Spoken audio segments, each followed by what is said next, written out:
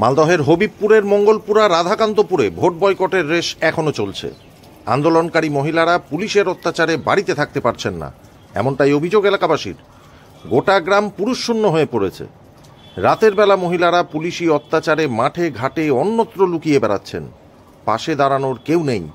তবে তাদের সাহস জোগাতে এগিয়ে এলেন বিজেপির নেত্রী তথা গাজল পঞ্চায়েত সমিতির বিরোধী দলনেত্রী গাঙ্গুলি সরকার। নির্যাতিতাদের গ্রামে গিয়ে তিনি পুলিশি সন্ত্রাসের বিরুদ্ধে রুখে দাঁড়ানোর আহ্বান জানান। তিনি বলেন, রাধাকান্তপুরকে পুলিশ প্রশাসন দ্বিতীয় সন্দেশখালী বানাতে চাইছে। মহিলাদের নিরাপত্তা নেই, যেখানে সেখানে পালিয়ে বেড়াচ্ছে। হকের আদায় চাওয়া কি অপরাধ? তিনি এই নিয়ে বৃহত্তর আন্দোলনের হুঁশিয়ারি দেন। এই যে মহিলারা আজকে কত ভীত সন্ত্রস্ত, ছোট ছোট বাচ্চাদেরকে নিয়ে আজকে গাজল থেকে শুরু করে সমস্ত জায়গায় এরা পালিয়ে বেড়াচ্ছে।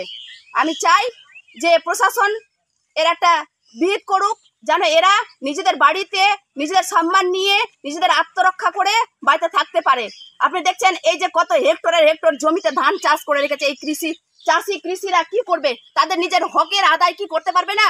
ওরা কি নিজের হকের চাওয়াটা কি চাইতে পারে না? রাস্তা চাওয়া, ব্রিজ চাওয়া কি এনাদের অপরাধ?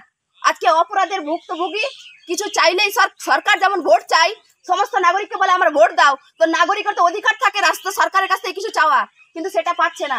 দ্বিতীয়ত পাচ্ছে না, প্রশাসনকে দিয়ে এইসব মহিলাদেরকে নিগ্রহ করা হচ্ছে, তাদের বাড়ির পুরুষদেরকে থাকতে দিচ্ছে না।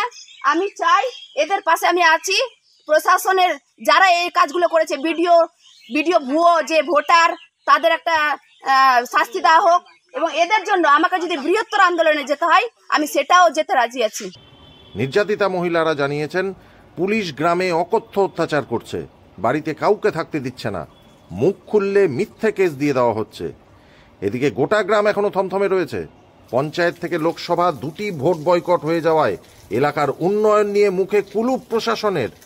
তবে কি রাধাকান্তপুরে আগামী দিনে উন্নয়ন হবে, নাকি এইভাবেই আন্দোলন করে ফের মার খেতে হবে গ্রামবাসীদের?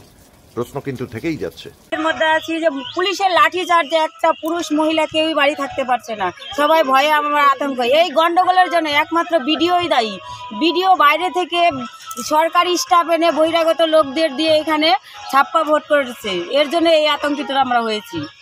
আপনাদের উপর কি অত্যাচার করেছে? আমাদের যে গ্যাস বম ফেলেছে, র্যাপ নিয়ে এসে লাঠি চার্জ করেছে, কারো মাথা ফেটেছে, কারো হাত ফেটেছে, একটা বম ফেলেছে বাড়ির সামনে, সেটা আমার হাতে গিয়ে লাগছে। ব্যুরো রিপোর্ট, সংবাদ বাংলা টিভি।